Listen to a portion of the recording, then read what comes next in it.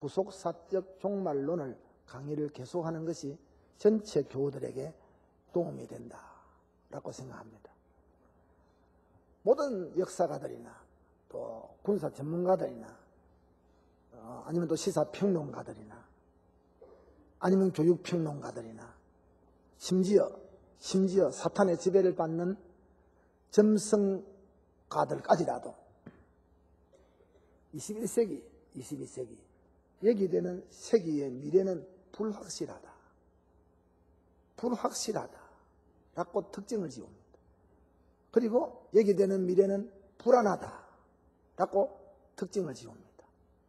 사실상 저들이 피부적으로 역사를 쳐다보는 시각에서 볼 때 21세기의 미래는 불확실하고 불안전하고 불안합니다. 틀림없는 미래를 점치는 일종의 예언입니다. 그것은 보이는 현상세계만 가지고 역사를 점치기 때문에 그렇습니다.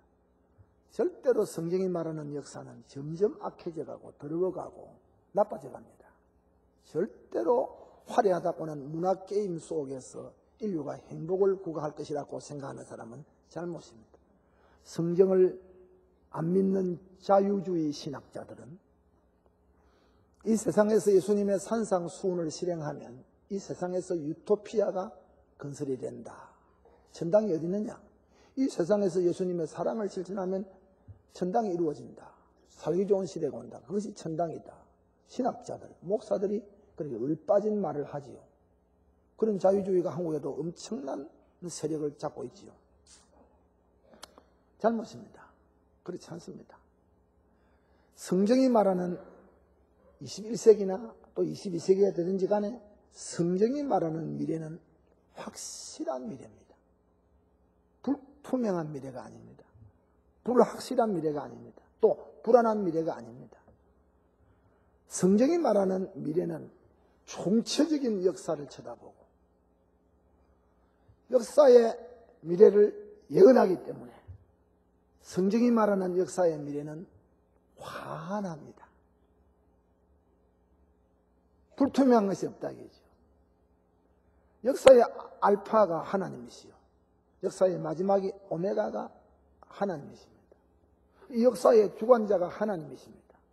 하나님은 알고 말로 하십니다. 우리처럼 모르고 말로 하시는 분이 아닙니다. 오늘 오전 설교에 예수님의 미래 가운데 하나가 전지다, 안다, 사람을 안다, 모든 사람을 안다, 모든 사람의 속을 안다. 이것이 예수님의 미래이라고 했어요. 이 예수님의 칼로스입니다. 예수님이 이 세상 마지막이 어떻게 된다 말을 했다고요. 그러면 그거 이상 더 확실한 미래는 없지요. 세상 마지막은 어떻게 된다? 예수님이 말을 했다고. 이거는 아주 우리 기독 신자들에게 총체적인 종말론을 정립시키는데 환하다 이겁니다. 우리가 기독교가 제의하는 종말론은 사람의 연구가 아닙니다. 신학자들의 사색적인 연구가 아닙니다. 역사를 종합하고 분석한 결과 이래 될 것이다. 그게 아닙니다. 기독교가 말하는, 성경이 말하는 역사의 종말은 주님 편에서 우리에게 계시하신 계시적 종말관입니다. 그러니 틀림없지요. 예수님은 부분적인 일에 대해서는 사람들에게 맡깁니다. 총체적인 일, 본질적인 일에 대해서 하나님이 관여를 합니다. 예수님이 왔다가 가는 뒤에는 언제든지 엄청난 이벤트가 벌어집니다. 예수님이 전염원에서 출생했다. 이거 지구가 생긴 일이로 이런 일이 없지요. 쇼킹하지요. 하나님이 사람에 대해서 눈, 코, 입, 귀, 사지백체, 오장육부를 가지고 지구에서 33년을 살았다. 팔레스타인 땅을 밟았다. 이거 꾸미는 이야기가 아닙니다. 미토스가 아닙니다. 역사적인 사건의 사실입니다.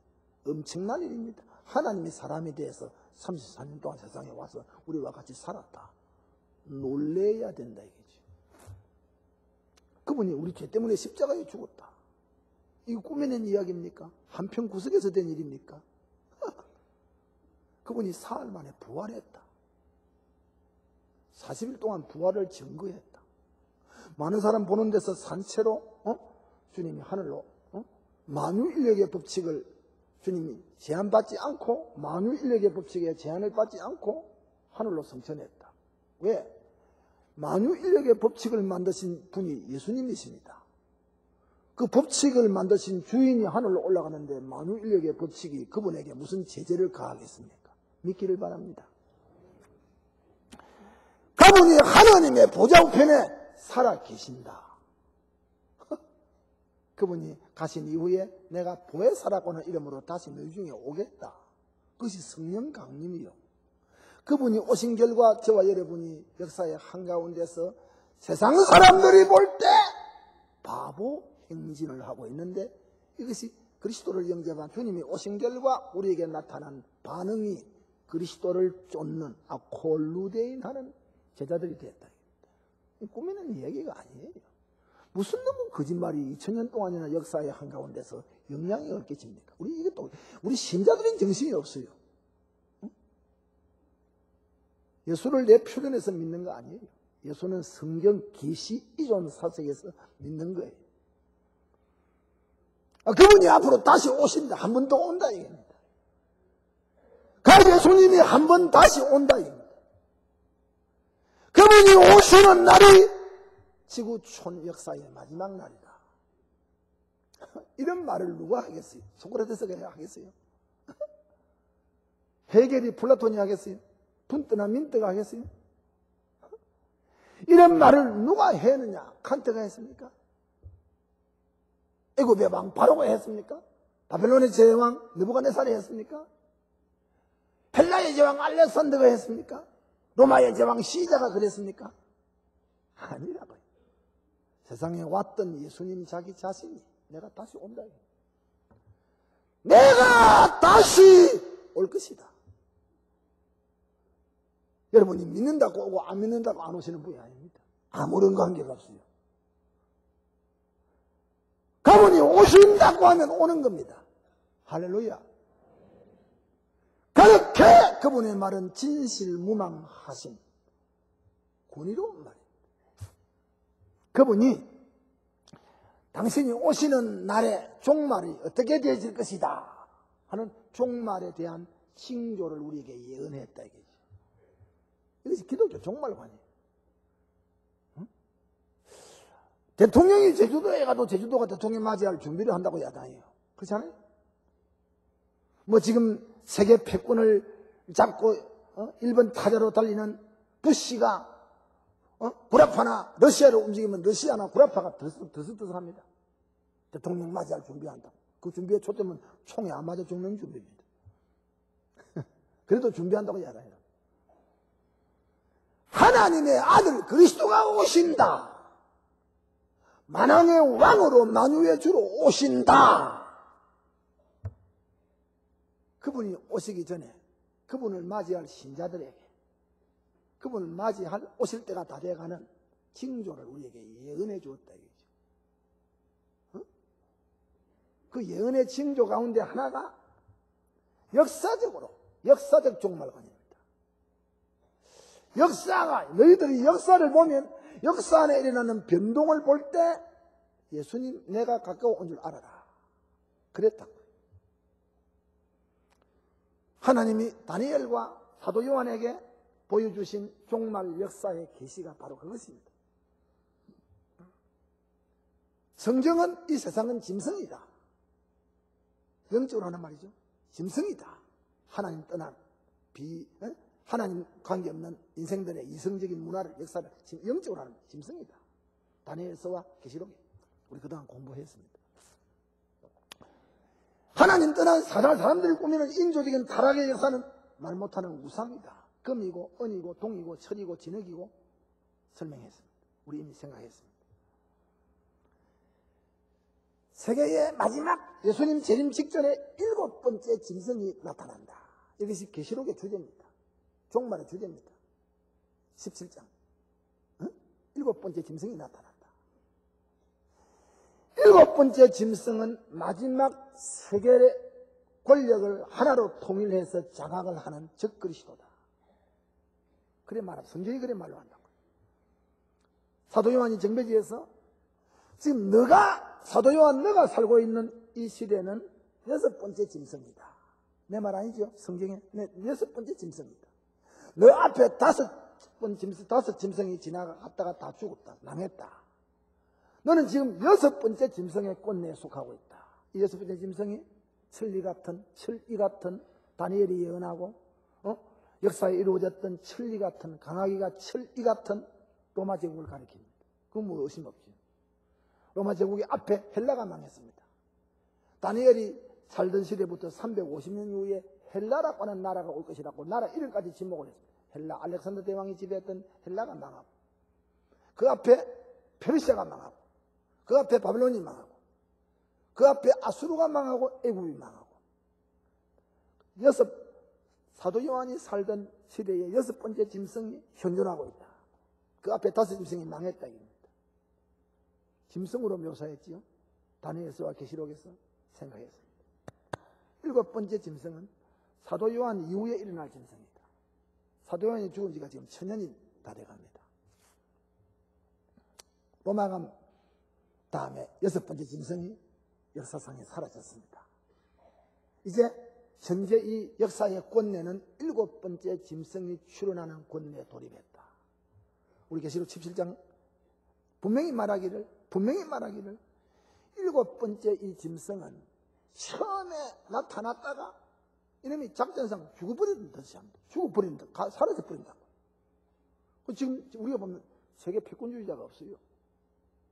미국이 세계 패권주의자가 안 됩니다. 적어도 기독교적 국가입니다. 세계 패권주의자가 없어요 지금. 그 7번째 짐승이 사라졌어요. 계시록에 작전상 죽어버렸어요. 후퇴했어요. 근데 이놈이 유사시의 어떤 시기의 역사의 시점에 다시 재현한다. 이 재현하는 짐승을 보고 뭣도 모르는 사람들은 8번째 짐승이다. 지금 내 말 하는 거 아닙니다. 성경에 워낙 성경을 모르니까 자꾸 목사가 말로 한다고. 그 다시 재현하는 짐승을 사람들은 8번째 짐승이 출현했다. 하지만은 아니고 7번째 이미 출현했던 짐승의 2번째 얼굴이다. 7번째 짐승은 2 얼굴을 가지고 나타난다. 예수님이 재림하는데 우리 신자들이 예수님 재림하는 것도 모르고 준비도 못하도록 그렇게 나타나겠습니까? 예수 좀 믿고 성경을 깨닫고 성신을 받은 사람들은 저놈이 7번째 짐승이구나. 예수님 재림할 때 다 됐구나. 준비한다. 교회로 하여금 예수님 재림을 맞이하기에 이상 없도록 깨어있도록 준비하도록 징조를 주는 것이 7번째 짐승의 출입니다. 우리 그렇게 생각했습니다. 이게 7번째 짐승을 성경 계시록 17장에 7산, 7머리, 7왕, 7째 왕, 7머리, 7산으로 성경은 상징적으로 묘사한 것을 이미 들었습니다. 중대한 것. 이 7번째 짐승이 나타나서 세계를 통일합니다. 하나의 백군국으로 통일한다 이 말입니다. 우리가 생각할 때 이는 전혀 우리의 역사적인 의식까지는 안 맞다 이거죠. 왜? 지금 전부 다 개인주의고 다 독립을 하고 지 마음대로 사는 세계가 지금 이렇게 분열이 되는데 목사님 어느 대통령이 어느 집권자가 나타나서 세계를 하나로 이렇게 몰아붙이겠습니까? 그거는 우리 사람들이 가지는 짧은 지식이에요. 우리 예수님이 말하기를 마지막에 7번째 짐승이 나타나서 세계를 하나의 패권주의 국가로 통일로 한다 하면 그 7번째 짐승이 하나 나타나는 거예요. 주님이 나타난다! 그러면 나타나는 거예요. 믿기를 바랍니다. 그놈이 나타나야 예수님 재림에 대한 사인을 우리가 받지. 지금은 사실상 7번째 짐승이 나타났습니다. 이미 나타났어요. 제가 볼 때는. 그런데 지금 나타나던 짐승이 지금 후퇴가 죽은 듯이 모습을 감춰왔습니다. 이른바 대땅끝 시대를 우리가 지금 맞이하고 있습니다. 조금 성경을 깨닫고 설교를 가슴에 담아주는 교인들은 세계에 지금 정치적으로, 경제적으로, 사상적으로, 종족적으로 뿔럭 운동이 일어나가지고 이 뿔럭 저 뿔럭이 다 뿔럭 운동이 일어나가지고 이 뿔럭이라는 게 하나의 뿔럭으로 가는 것을 지금 조금 신문을 보고 텔레비를 보고 성경을 보고 조금 내 설교만 기억하면 하고 7번째 짐승의 2번째 얼굴이 나타날 준비를 위하여 역사는 진행을 하고 있다. 7번째 짐승의 2번째 얼굴이 등장하는 세계를 향하여 역사는 지금 숨가쁜 가동을 하고 있다. 이거를 사람들이 느끼게 되는데 예수 믿는다고는 우리가 만날 아빠, 예수 믿고 아빠도 주십시오. 우리 남편 뭐 직장 주십시오. 우리 아들 서울대학교 합격해 주세요. 좋은 며느리 보게 해주세요. 그런 기도 하지 말으면 아닙니다. 이런 데만 주로 예수 믿고 나면 차차원 주로 그런 데에서 이 기도를 하니 이 교인들의 이 사고방식, 역사의식, 생존의식 이 수준이 너무 이하락입니다. 역사의 행방을 쳐다보고 거기에 발을 맞추면서 의식을 던지면서 그를 향하여 쫓아가는 거기에 생존 의미를 갖다 놓고 쫓아가면 그 다음에는 며느리도 따라오고 아들도 따라오고 다 따라오는데 뒤비 쫓으면 되겠죠. 그 큰 이유는 목사들이 그런 설교를 안 하고 목사들이 그런 구속사적 설교를 안 하는데 큰 이유가 있다. 여러분 책임 있는 거 아닙니다. 그렇기 때문에 어떤 목사 밑에서 내가 진리를 배우고 예수를 믿느냐 하는 것은 너무너무 중대하다. 그래 그 일곱 번째 짐승이 출현합니다. 일곱 번째 짐승이. 일곱 번째 짐승이 출현하는데 그 뒤에 출현하도록 뒤에서 조종하는 정체가 무엇이냐? 그것이 개구리 같은 더러운 새 영이라고 내가 말을 했습니다. 성경 16장 오늘 13절에 새 영, 개구리 같은 새 더러운 영. 16장 14절에 여기 보면 더러운 귀신의 영. 그러니까 개구리 같은 새 더러운 귀신의 영 합치면 돼요. 개구리 같은 새 더러운 귀신의 영. 개구리 같은 새 더러운 귀신의 영이 일곱 번째 짐승의 출현을 위해서 뒤에서 리모컨을 가지고 세계 문화와 역사를 조정하고 있다 이 말이에요.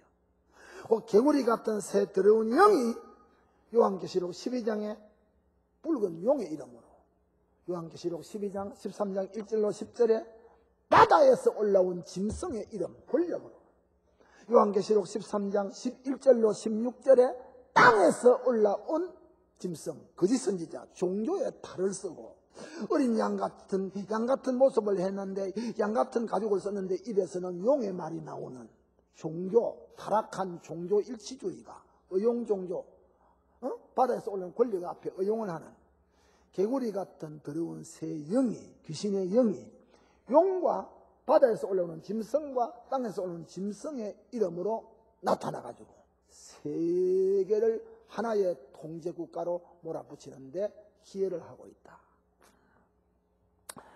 이들이 주동이 되어 일곱째 짐승 곧 일곱 머리, 일곱 산, 일곱 왕을 출현시킨다. 성경 말하기를 17장 9절 이하에 지혜 있는 자의 지혜가 여기 있으니 그 일곱 머리는 여자가 앉은 일곱 산이요 일곱 왕이다. 누가 지혜 있는 사람이냐? 철학을 하는 사람이냐? 예술을 하는 사람이냐? 문학을 하는 사람이냐? 경제를 하는 사람이냐? 교육을 하는 사람이냐? 성경이 말하는 지혜.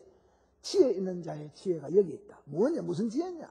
무슨 지혜냐? 일곱 번째 짐승이 나타나는 그 배경과 정체를 바로 아는 사람이 진짜 지혜가 있는 사람입니다.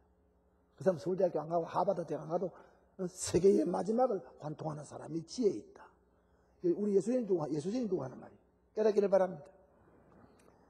개구리 같은 새 더러운 귀신의 영은 결국 일곱 번째 짐승을 출현시켜서 하나의 통일제국으로 만들고 그 하나로 만들었던 통일제국의 그 막강한 권력의 힘을 가지고 여러분 예수 그리스도와 그의 교회를 대적하는 것을 국시로 삼는다.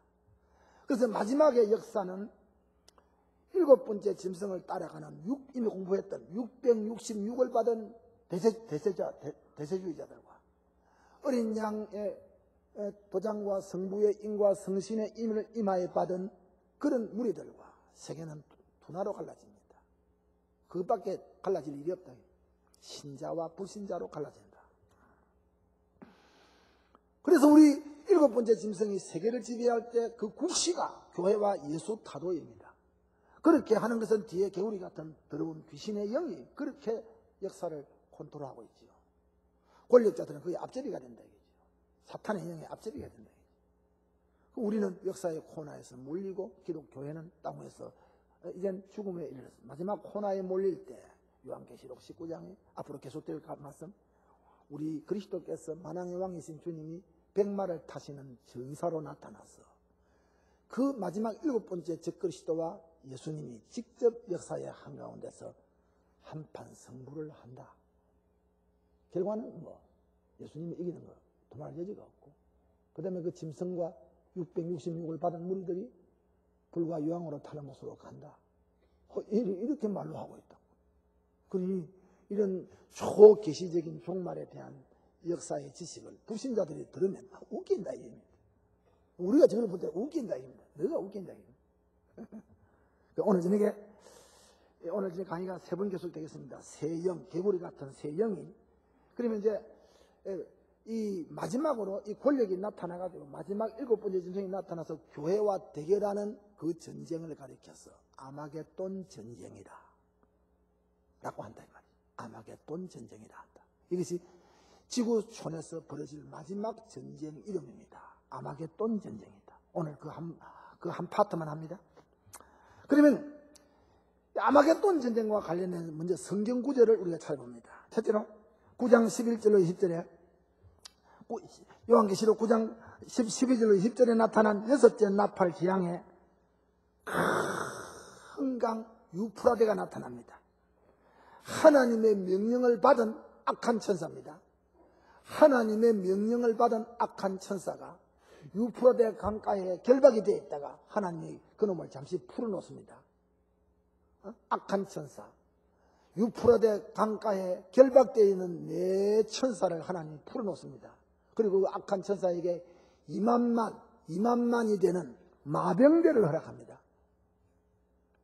그래서 그 2만만의 그 마병대가 입에 꼬리에 힘이 있는데 꼬리는 뱀 같고 꼬리에 머리가 있다. 꼬리는 뱀 같는데 이놈의 꼬리에 머리에 앞에 머리가 있는데 꼬리에 머리가 있어. 디비디 거꾸로 당기죠. 이런 놈이 그런 무서운 짐승들이 사람 3분의 1을 죽인다.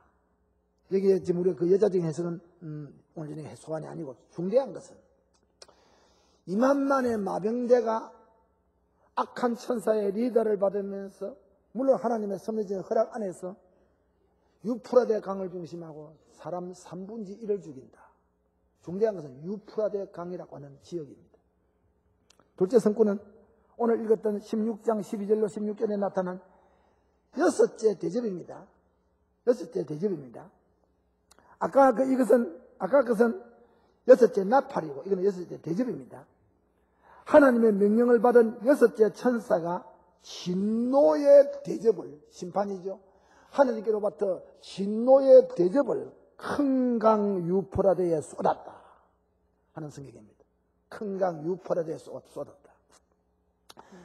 그 진노의 대접을 받아서 큰 강 유프라데에 하나님 천사가 진노의 대접을 쏟으니까 갑자기 도도히 흐르던 유프라데 강물이 말라버렸습니다. 그 말라버린 강물을 육지처럼 되어버리는 강물을 밟고 동방에서 수많은 왕들이 동방에서 그 말라버린 유프라데 강을 건너서 오더라. 강을 건너서 지금 건너온다 하는 본문입니다. 여기 나타난 유프라데 강은 하나님께서 아브라함에게 약속하신 선민 이스라엘과 이방과의 표식을 하는 아주 이상적인 국경선입니다. 구약에 보면 이 유프라데는 하나님이 아브라함을 가나안 경지로 보내고 자기가 살던 하란과 그 갈대아 우르를 잘라서 국경을 만드는 이상적인 선민의 국경선입니다. 이곳에 에덴, 이 유프라데는 우리가 아다시피 지형적으로 에덴의 동쪽입니다. 에덴. 인류 문화의 발상지입니다. 이 유프라데, 또 티그리스 강도, 유프라테스 강도. 이 유프라테스 강과 티그리스 강이 흘려서 합류가 되어가지고 이런 곳이 지금 현존하고 있는 역사상의 페르시아만입니다. 이 유프라데 강은 로마 제일 동쪽의 국경입니다. 이 강변에서 고대의 제왕들이 패권을 다투면서 흥망성쇠하던 그런 역사의 패턴이 피로 얼룩지면서 바꾸어지던 장소가 유프라데강 지역입니다. 예컨대 아수르, 바벨론, 페르시아 제국들이 거대한 정복자들이 군대를 거느리고 여기에서 이 유프라데 강을 중심하고 세계 패권을 다투어서 결정을 짓던 그런 역사적인 고장이 유프라데 강입니다. 지금 이 유프라데 강은 아랍 지역으로 흐르고 있습니다. 아랍 지역 가운데 이락, 특별히 저 유명한 이락, 미국이 악의 축으로 지목하고 있는 이락이라고 하는 나라를 향하여 이 물이 흐르고 있습니다. 이 지역은 지금 세계에서 석유 산지로 열강들의 경제적 격전 지역이 되고 있습니다. 이러한 유프라데 강물이 말라서 동방으로부터 오는 왕들의 길이 예비되었다 했습니다. 물론 이것은 하나님의 초자연적인 섭리입니다. 홍해가 말라가지고 이스라엘이 건너오듯이, 요단강이 말라가지고 이스라엘이 건너가듯이, 하나님의 종 엘리야가 요단을 치니까 요단 강물이 갈라지고 엘리야와 엘리사가 마른 요단강을 건너듯이, 이것은 우리가 지금 설명을 못합니다. 이 유프라데 강물이 말랐다. 대접을 쏟으니까 강물이 말랐다. 동방의 왕들이 그 말랐던 강바닥을 밟고 건너왔다. 이스라엘 경내로 건너왔다 하는 이런 성경 표현이 상징적인지 역자적인지 우리가 확언을 해서는 안 됩니다. 여기에 직결되는 여러 동방의 왕들은 모두 다 예외가 없이 말라버린 유프라데 강을 밟고 건너오는 세상의 동방의 여러 제국의 왕들은 예외가 없이 개구리 같은 더러운 새 영의 충동을 받고 유도를 받아가지고 건너오는 자들입니다. 기가 막힌 말. 16장 16절에 새 영이 히브리 방언으로 아마겟돈이라는 곳으로 왕들을 모으니라. 왕들을 리드하는 게 새 영이라고 합니다. 그 수많은 왕들을 유프라데 강으로 모으는 그 리더가 새 영, 개구리 같은 더러운 귀신의 영이 왕들을 지금 리더하고 있다. 기가 막힌 말입니다. 16장 14절에 저희는 귀신의 영이다. 이적을 행하여 온 천하 임금들에게 가서 하나님의 곧 전능하신 이의 큰 날의 전쟁을 위하여 그들을 모으니라. 전쟁, 큰 날의 전쟁, 마지막 전쟁. 하나님이 허락하신 마지막 전쟁인데 이 전쟁을 위해서, 그 마지막 전쟁을 위해서 열국의 왕들을 유프라데 강을 건너서 한자리에 모은다. 어디로? 아마겟돈으로 모은다. 아마겟돈으로 모은다. 성경이에요, 성경. 이 개구리 같은 새 영은 그렇게 본문에 보니까 이적을 통하여 왕들을 모은다. 보통 이런 우리 보통 사고방식 가지고는 안 움직이죠. 저들에게 혼미한 사고방식, 아주 특이한 사고방식, 요새 개짜 사고방식 많지요. 요새 개짜 사고방식 많습니다. 또 말로 해야 됩니다. 내가 그 책을 보니까 앞으로 세계는 많은 세계를 정치, 경제, 예술, 과학 분야의 많은 영역을 다스리는 지도자가 필요 없다 입니다. 알겠습니까? 앞으로는 특정한 괴짜, 그 글자 그대로 말하면 괴짜 분야의 괴짜 지도자, 특수한 괴짜 지도자를 키운다 입니다. 그 괴짜 지도자 몇 그룹들이 전 세계를 지배한다 입니다. 얼마나 성경적입니까? 얼마나 이 세계가 지금 성경을 응하게 하려고 하고 있다. 여러 지도자가 필요 없다. 그 글자 말대로만 괴짜 지도자입니다. 정상적인 아닌 괴짜, 아주 이변적인 괴짜, 특수한 사고방식, 특수한 아이디어, 특수한 행동 강령, 특수한 의식, 특수한 철학. 괴짜 지도자를 앞으로 세계가 양성. 컴퓨터 문화가 마지막 가는 길이 거기라 입니다. 이 컴퓨터 문화가 마지막에 가는 코스가 괴짜 지도자를 컴퓨터가 좀 만든다 입니다. 나는 그대로 믿는 사람이에요. 그래 된다 이겁니다. 그래 돼 성경이 응해집니다. 이적으로 왕들을 유도했다 이겁니다. 이 개구리 같은 영이 이적을 가지고 유도했다. 그 이적의 내용이 어떤 것인지 모릅니다. 그 다음에 천하 임금들을 이적을 가지고 충동을 시킵니다. 그렇게 가라. 유프라테 쪽을 가라. 충동합니다. 세계 지도자들을 충동시킵니다. 그 다음에 그 목적이 있어요. 큰 날의 전쟁을 위해서 전능하신 하나님이 마련하신 마지막에 큰 전쟁을 위해서 개구리 같은 영이 세상의 지도자들을 충동해가지고 유프라데 강을 건너게 한다. 결국 마지막에 이 세상 군주들은 성경대로 말하면 귀신의 종이 된다. 지금도 귀신의 종. 지금 세계를 어지럽히는 지도자들 그 본마음 아닙니다. 전부 다 사탄이 그 마음에 독재, 압제, 살인, 과거에도 그랬습니다. 이 역사상의 마지막 세계의 패권을 잡고 지도할 모든 정치, 경제, 문화, 예술, 교육, 사회, 종교 전반의 리더, 왕들은 다 귀신의 리더를 받고 있다. 똑똑이 들으세요. 유명하다고 해서 따라가면 안 돼요. 그 사람이 유명하다 따라가면 안 돼요. 마지막 이 세계의 각계각층을 리더하는 왕들은 정치계의 왕들, 경제계의 왕들, 예술문화의 왕들, 교육계의 왕들, 세계적인 왕들, 이른바 톱 클래스맨들은 전부 다 귀신의 영들을 받고 리더를 당하고 있다. 개구리 같은 더러운 귀신의 영은 큰 음녀라고 하는 바벨론, 이 세상이죠. 음녀, 이미 생각했습니다. 음녀. 빨간 옷을 입고 빨간 포도주를 들고 사람들을 유혹하는 음녀를 앞세워가지고 그 음녀가 빨간 옷을 입고 빨간 말을 타고 빨간 포도주를 가지고 왕들에게 마시옵니까? 왕들이 마셔가지고 다 마시니까 바깥도 안도 빨갛게 돼버립니다. 귀신의 영의 충돌, 취했다. 그 음녀, 개구리 같은 새 영이 음녀, 바벨론, 붉은 옷을 입은 여자에게 술잔을 들게 하고 그 여자의 술을 마신 세계의 모든 영도자들이 취해버립니다. 마취가 되어버립니다.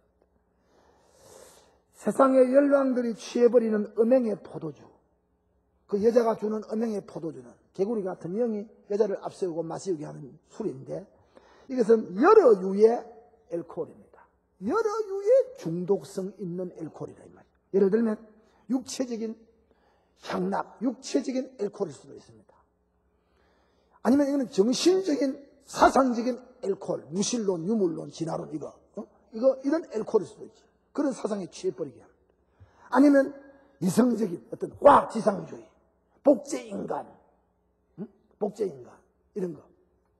이런 어떤 이성적인 우주과학, 아니면 DNA, 이런 거, 생명공학. 얼마나 거창합니까? 생명공학. 우리 선생님들, 우리 교인들은 자주 듣는 말인데, 우리 교회 오늘 처음 오신 선생님들 이런 말 처음 듣지요? 근데 내한테 설교를 자주 들어야 돼. 생명공학이 마지막 가는 길이 뭐예요? 우리 세포를 죽지 않고 확산을 자꾸 시켜가지고 안 죽도록 한다. 사람이 안 죽도록 만든 이 생명과학의 마지막 목표입니다. 우주과학의 마지막 목표는 4차원의 세계를 우리가 해결하면 사람들이 안 죽는다. 시간 공간의 세계를 제한 안 받으면 안 죽는다. 이게 우주과학의 마지막, 그러니까 우주과학의 지성이, 인간의 지성이 영생운동을 하고 있다. 영생운동을. 기가 막힌 노릇이에요. 영생운동은 과학자들이 할 일이 아니에요. 과학자는 보이는 현상 세계를 연구하고 종합하고 분수해서 거기에 가치를 부여하고 우리 생활에 필요하도록 기여하는 것이 과학의 작업, 형이하학의 세계의 분야입니다. 영생운동은 예수님이 하시는 겁니다. 믿습니까? 교회가 영생운동을 안 하니까 과학자들이 영생운동을 하려고 달려든다 이깁니다. 이게 얼마나 창피한 일입니까? 목사가 전당을 안 믿는 설교를 하니까, 목사가 지옥을 안 믿는 설교를 하니까, 목사가 예수 재림을 부인하는 설교를 하니까 마귀가 과학자들에게, 진화론자들에게, 우주과학자들에게 더 높은 만세 소리를 부르게 하면서 과학의 힘으로 사람은 안 죽는다고 하는, 그래서 사람들은 우주과학을 미친 듯이 따라가고, 그래서 사람들이 생명공학이라고 하는 DNA 과학 작업을 종교처럼, 그래서 과학의 종교화, 제가 말했던 21세기는 전부 다 종교화로 간다. 권력의 종교화, 지식의 종교화, 경제의, 달러의 종교화. 믿는다 이거죠. 우리가 하나님 믿듯이 돈을 믿고 권력을 믿고 지식을 그렇게 믿는다 이거죠. 21세기의 특징은, 사상적인 특징은 모든 것이 종교화로 가는 겁니다. 네, 논문에 발표했습니다. 그 세상의 왕들이 음행의 포도주에 취하는 것은 그 알코올은 이렇게 육체적인, 정신적인, 지적인, 아니면 또 종교적인, 아니면 권력, 정치적인, 아니면 경제적인, 아니면 사상적인 그런 엘코올이죠. 그런 것에 취해버립니다. 미쳐버립니다. 그 사상에, 그 주장에 미쳐버립니다. 그걸 믿는다 이거죠. 그러니까 예수 안 믿는다 이거죠. 그거를 믿는다 이거죠. 예수를 안 믿고 그거를 예수처럼 믿는다 이거죠. 이것이 개구리 같은 영이 여자를 앞세우고 바벨론 세상 문화를 앞세우고 그 빨간 포도주를 마셔 그 포도주 안에 들어있는 마취제, 엘코올, 독소들이라 이 말이죠. 그렇게 취해가지고 비틀거리면서 같이 측정을 못하고 취해가지고 따라오고 보니까 유프라데 강을 건너가지고 왕들이 한자리에 모이는 그런 마지막 지경에 이르는다. 이래 됩니다. 계시록 17장 12절 이하에 저들은 10뿔 곧 10왕이라고 했습니다. 그게 취해가지고 그 유프라데 강을 건너오는 그 사람들을 가리켜서 10뿔 10왕이다. 그 이분들이 와가지고 자기 통치권을 전부 다 마지막에 나타난 큰 짐승 7번째 짐승에게 다 자진해서 갖다 상납한다 이겁니다. 옛날에 우리나라가 일본이 일어날 때 일본 앞에 우리 권력을 우리 매국노들이 상납하듯이 열강 앞에 살아남기 위해서 마지막 적그리스도 앞에 세상의 모든 군주들은 전부 다 자원해가지고 자기 권력을 통치력을 그 짐승 앞에 상납하니까 세계는 무난하게 하나로 통일이 된다. 성경이 하는 말이에요. 우리가 볼 때 뭐 자존심, 독립주의자는 살아남기 위해서는 근데 그렇게 하는 데는 경제적인 달러. 요새 달러 하면 다 요새는 그 이데올로기 시대가 아닙니다. 요새는 세계가 달러로 통합니다. 경제로 통합니다. 경제로 통하는 시대입니다. 나라를 경제적으로 살리기 위해서는 그 통치자가 그 달러 때문에 자기 통치권을 거기에 맡기면서 얻어와야 사는 거예요. 예를 들면 이런 구조가 앞으로 말세에 하나의 통일제국으로 가는 징조들입니다. 자, 오늘 여러분 앞에 제가 6째 대접의 재행을 받는 결과 유프라데 강을 건너오는 장면을 공부했고, 셋째로 계시록 19장 11절과 21절과 20장 9절은 7째 대접 재앙입니다. 7째 대접 재앙을 마지막 아마겟돈 전쟁의 마지막 버리죠. 우리 앞으로 강해 이 강해의 3번째 강해입니다. 백마탄자의 전사로 나타난 주님이 짐승과 거짓 선지자와 666을 받은 자들과 더불어 싸웁니다. 마지막 용의 최후가 또 기록됩니다. 20장에. 이것을 아마겟돈 전쟁. 오늘 성경에 나타난 이 몇 곳은 전부 다 아마겟돈 전쟁과 관계되는 말이다. 그 다음 간단하게 하나 더. 새 영과 아마겟돈 전쟁입니다. 오늘 저녁에는 아마겟돈이라고 하는 이 사실 앞에 우리 직결하고 있습니다. 이 아마겟돈, 개구리 같은 영, 사탄과 아마겟돈 전쟁은 지금 설명한 것처럼 유프라데 강에서부터 시작이 된다. 일자적으로 말하면 이것은 유프라데가 세계 최후 전쟁인 아마겟돈 전쟁의 시발점이 될 것이다. 이 말이죠. 둘째로 아마겟돈 전쟁은 누가 일으키는가? 물론 하나님의 주권적인 섭리는 있지만은 역사상에 나타나기로는 개구리 같은 새 더러운 귀신의 영이 새 짐승의 이름으로 권력으로 일으킵니다. 저들은 우리 이미 공부한 666의 티켓을 발행해가지고 전 세계를 자기들에게 추종하도록 만듭니다. 그렇다면 아마겟돈 전쟁의 주범은 개구리 같은 더러운 귀신의 영이다. 사탄이다 이거죠. 이놈이 에덴 동산을 파괴했던 주범입니다. 이놈이 에덴 동산을 파괴했던 주범이요. 마지막 날에도 예수님이 세운 지상의 에덴 동산, 지상의 교회가 예수님의 나라인데 지상의 교회를 마지막으로 파괴할 주범이 에덴 동산을 파괴하던 그 사탄이 마지막 역사의 교회를 파괴하려고 일어날 것이다. 셋째로 아마겟돈을 최후 전쟁의 지역으로 삼았다는 거예요. 아마겟돈을 세계 전쟁의 지역으로 삼았다. 계시록 16장 16절에 새 영이 히브리 어으로 아마겟돈이라 하는 곳으로 왕들을 모으니라. 왕들의 직결지가 아마겟돈입니다. 그럼 우리가 오늘 저녁에 요 문제를 짚고 강의를 마쳐야 되는데, 아마겟돈이 그러면 어디냐, 실제로. 첫째로 지리적인 아마겟돈입니다. 이 성경의 지리적인 아마겟돈을 볼 때 이것은 히브리말 메깃도 히브리말이 나오는 구약성경의 메깃도입니다. 헬라말로 할마겟돈이라 부릅니다. 그 뜻은 무깃도 산이라 말이에요. 무깃도 산. 이 무깃도는 팔레스타인의 땅 나사렛 남방 기송강변 에스도레온의 광야의 현재도 유구한 역사의 비밀을 안고 지금도 이 장소가 건재하고 있습니다. 제가 여러분 같습니다. 고대 세계 패권의 격전지였습니다. 그렇다면 아마겟돈이란 말은 하르메겟도의 헬라 음역인 할마겟돈입니다. 하르마겟돈. 이것은 현재 지리적으로 말할 때 팔레스타인에 있는 옛날 고도입니다. 고대 도시입니다. 현재 현존하고 있습니다. 폐허로 역사의 유적을 안고 현재 현존하고 있습니다. 지리적으로 말할 때 현존하고 있는 팔레스타인의 고대 도시의 이름입니다. 둘째로 아마겟돈의 성경적인 의미가 뭐냐? 아마겟돈이라면 우리 성경은 늘 싸움과 죽음, 비극과 저주의 격전지로 연상을 시킵니다. 그리고 또 하나님의 기적이 나타나고 선민들에게 승리의 전성지로 기록이 되고 있습니다. 예를 들면 가나안 왕 야빈이라고 하는 그 당시에 아주 큰 군주가 자기 장군 시스라를 거느리고 이스라엘 땅을 침략해 왔습니다. 그때 여자 선지자 드보라가 나타났습니다.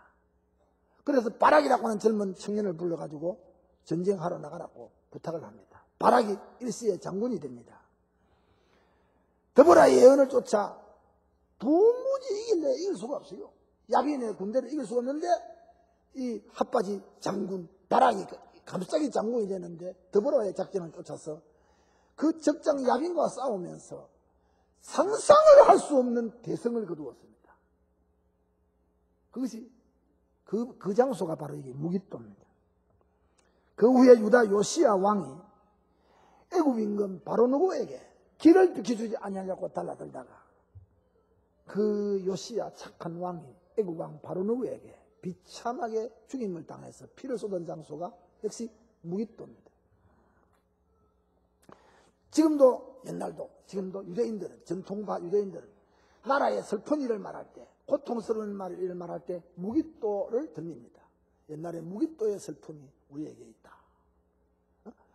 이 나라의 비참한 일들을 저들이 눈물을 흘리면서 말을 할 때 무깃도를 들리면서 그렇게 비극을 저들은 씹고 있는 그런 성경적인 무깃도는 아마겟돈은 이렇게 비극과 살육, 죽음 그리고 기적 이런 것들이 나타나는 장소다. 셋째로 아마겟돈의 역사적인 의미가 뭐냐? 아마겟돈은 역사적으로 바벨론 왕 느부갓네살 때부터 나폴레옹까지 수세기 동안 많은 세기 동안 온갖 세계 패권주의자들이 권력을 다투었던 권력의 격전지였다. 이곳은 유대인이 그리고 이방인들이 사라센, 크리스찬, 십자군 등이 진을 치면서 한판 운명적인 승부를 겨루었던 장소입니다. 그렇다면 이 역사적 이 아마겟돈은 정복자들의 흥왕성쇠를 알려주는 장소다. 그렇게 우리가 생각했습니다. 마지막으로 아마겟돈의 종말론적인 의미는 뭐냐? 이 아마겟돈의 이 마지막 예수님 재림과 관계되는 아마겟돈은 무엇을 의미하는가? 성경이 이곳이 최후 종말의 장소라고 예언을 하고 있다. 지금 본문에. 그렇다면 이곳이 이 아마겟돈 현재 아마겟돈 그 장소가 지리적으로 아마겟돈 전쟁 세계 종말 전쟁의 시발지가 현재 지리적인 팔레스타인 땅이 될 것인가? 아니면 이 아마겟돈이 어떤 죽음과 사육을 상징하는 상징적인 이름이 될 것인가? 우리 성경학자들이 성경을 보는 가운데 이 말에 대해서 대단히 조심을 기울이고 있습니다. 역자적으로 해석할 때 세계 마지막 아마겟돈 전쟁의 분화구는 중동 지역이 될 것이다. 이상하게도 유프라데 강에서부터 시작된 전쟁이 아마겟돈에서 점화가 된다. 유프라데 강을 건너가지고 아마겟돈에 와서 점화가 되었다. 역사적으로 볼 때 그렇단 말이죠. 역사적으로 볼 때 마지막 전쟁의 분화구는 중동이다. 사실상 중동은 인류 역사의 중심지입니다. 창조문화가 에덴을 중심한 중동에서 일어났습니다. 인류의 타락문화가 중동에서 시작이 되었습니다. 인류의 구속문화, 독생자를 여인의 후손을 보내고 여인의 후손이 나타나고 십자가에 죽으시고 부활하신 이 위대한 구속 역사의 사건도 중동을 중심하고 일어났습니다. 그렇다고 볼 때 스갈랴 성경에 보면 예수님 재림할 때 주님의 발이 예루살렘 동편산 감난산에 설 것이다. 그런 말이 나옵니다. 예수님 재림할 때 당신이 재림하시는 영광스러운 발이 예루살렘 동편에 하늘 올라가신 감난산에 주님의 발이 설 것이다. 그래서 전천년을 믿는 사람들은 예루살렘에 예수님이 와가지고 당신의 왕국을 건설해가지고 세계를 천년 동안 지배한다. 그렇게 해석을 합니다. 저는 그래 안 믿습니다. 예수님 거룩한 발이 예루살렘 감난산에 무엇이 답답해서 도착하겠습니까? 재림하면 끝나는 거예요.